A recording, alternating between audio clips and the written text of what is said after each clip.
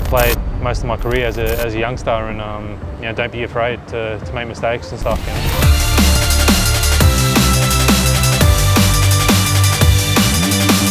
Matt, thanks for coming down today, man. No Appreciate it. We just want to talk a little bit about your football career and the ups and downs that you've been through, and so let's go straight to the beginning. Where did you start your football? Yeah, so I started in Wollongong, a little town called Dapto.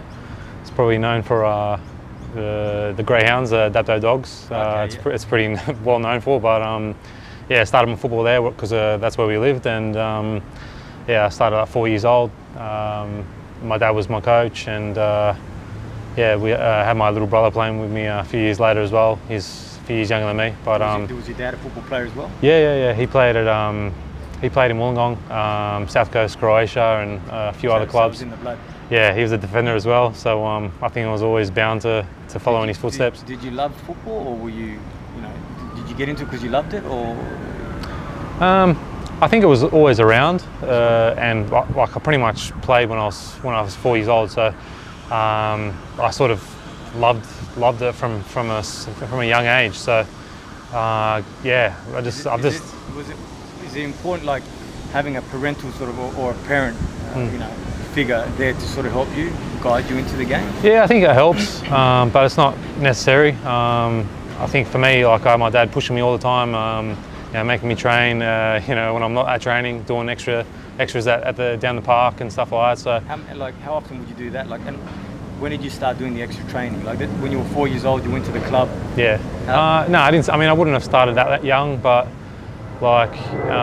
definitely in my teenage years, I was always down the park with my dad, and my brother, just having a kick around. And is that when you sort of felt, okay, I can just take this a bit more serious, or was it? Yeah, did you have aspirations, sort of dreams back then as well? Yeah, I think I always wanted to be a footballer. Just didn't really have anything else in mind. No other job in mind. It was only football, and. Didn't want to be a doctor or? Nah.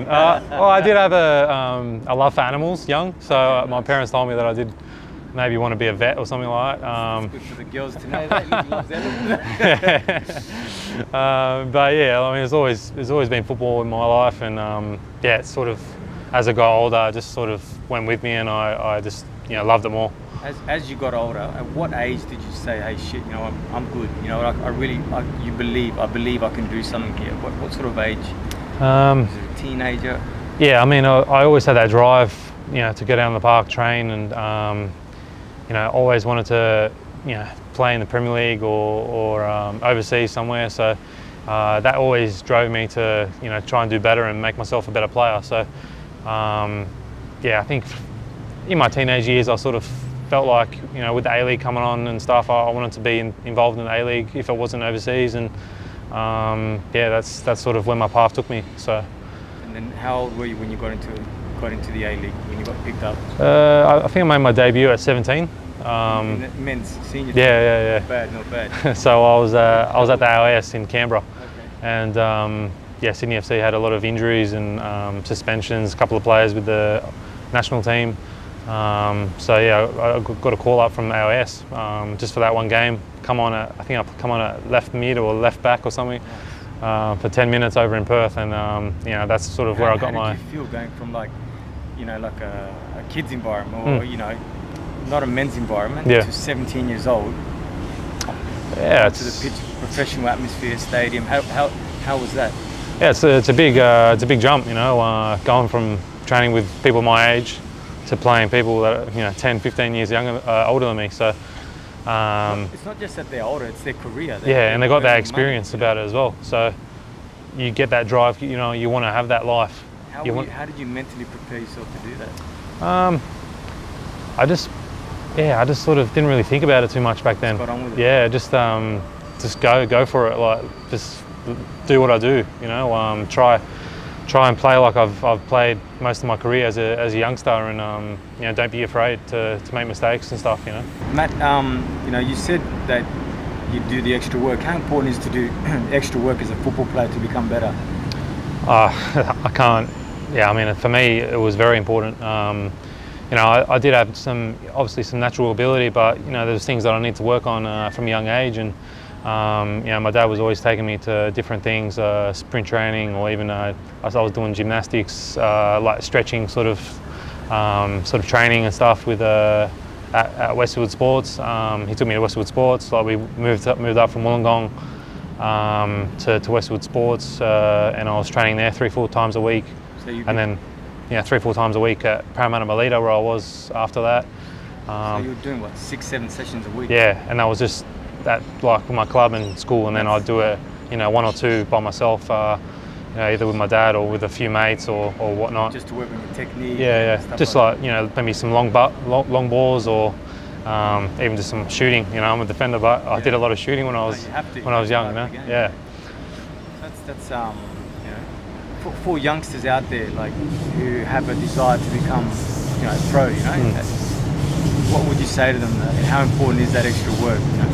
Yeah, I mean, for me, it was very important. You know, not just that, but a lot of sacrifices. You know, yeah, going out on the weekends and going to parties and that. I didn't really do it at all. So, you know, I was either at home preparing for a game, or yeah, just hanging with my mates, or like I said, maybe just going down the park for a kick. You know, things like that. So, from a young age, I sort of got that drilled into me. My dad helped me a lot with the training and stuff, and taking me to like one-on-one sessions with a few coaches. Matt, it's also a huge commitment from parents as well, isn't it? You know, like driving kids to training, waiting for them to finish. And when you start saying that you're doing 6 to 8 sessions a week, I mean, your parents, they're pretty much living for you as well, you know what I mean? It's a huge thing, isn't it? Oh yeah, I wouldn't be where I am without my parents, that's for sure.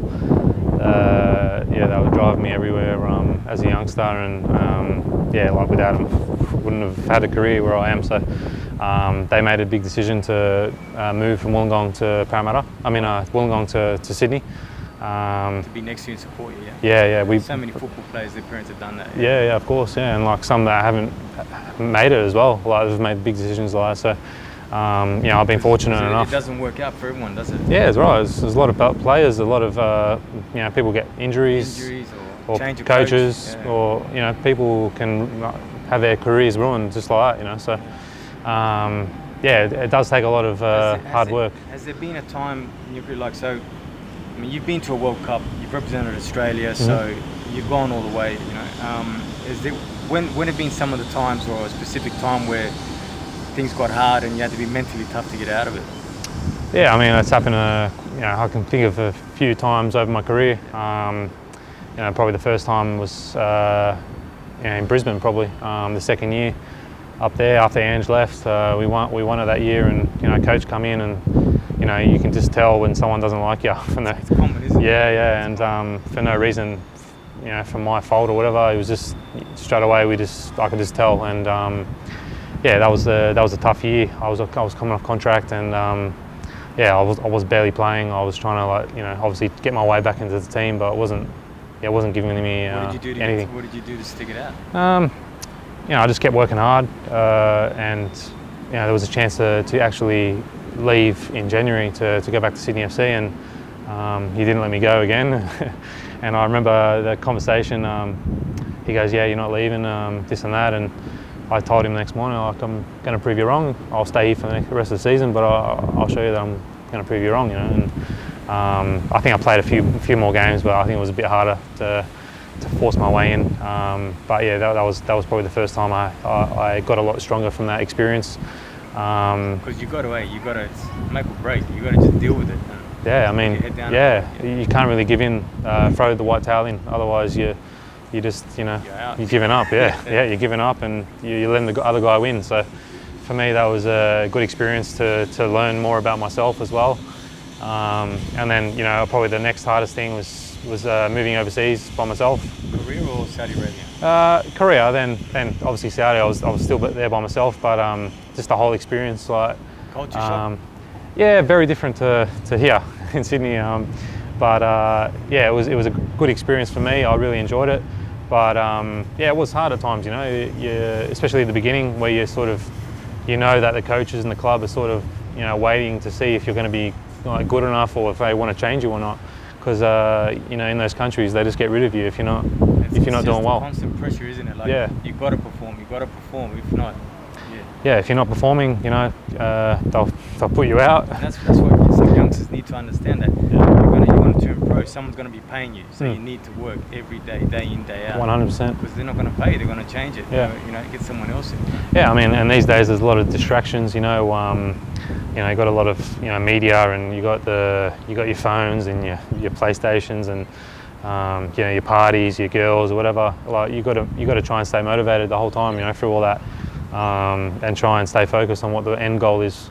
For me, that was always, it was always about the end goal, where I wanted to end up, and playing for Australia, those type of things was always in the back of my mind. So when making every decision, you've got to think about those things. Now that fantastic career, you're an established player, you're an international. You still do extra work, Matt? Like you're at Western Sydney now. After training, do you still hit the gym? Do you just do any long balls? Any sort of extra work? Yeah, I think it doesn't really stop until you actually finish as a footballer. So for me, I'm always learning. I always want to learn from my coaches, from more experienced players than me. For me, I'm always wanting to get better. So I want to get back into the national team. I haven't been in for the last few camps, but it's still a goal of mine to get myself back in. So I'm working hard. And hopefully we can turn the results around for my club, and that'll help me get into the national team again. Well, Matt, look, we've got a training app where kids can have over 1,000 drills. They can go work at the park and get to see really famous players play in the Premier League or internationals. Fuck, I don't know what to ask, Matt. Should we just get it to stand up and do some plugs? Yeah. That's it. I'd say that was good enough. Yeah. Keep that going. Absolutely. How do I ask it? Mate, help me out. What do you want? I want to say we've got a training app with lots of drills. Yep. And you want me to say something like yeah, it's good to go do extra work on the app, blah blah blah. I'll just start it again, yeah? Or I'll just ask the question again, Yeah, or even instead of like... Matt, got it. Having an app like OTB in the young days, would it have been good? Yeah, something like that. Yeah. Ready? Ready. Matt, OTB, On The Ball Global, it's a training app with some of the best players in the world are on it, played in the Premier League, World Cups. Having an app like that in your young days, or even when you were aspiring to become a pro footballer, would it have been important for you? Would it have helped you in your development? No, of course. Sometimes you can't always take someone to the park, or you can't have your parents, take you to places. So all you need is one of these. Exactly right. Need a ball, and if you had an app like that to sort of help you with different things to work on, or what the professionals are doing at a young age, to know that, I think that would be invaluable. So definitely think that could be beneficial to young boys or young girls that want to be a professional one day. Go to the park. Yeah, for sure.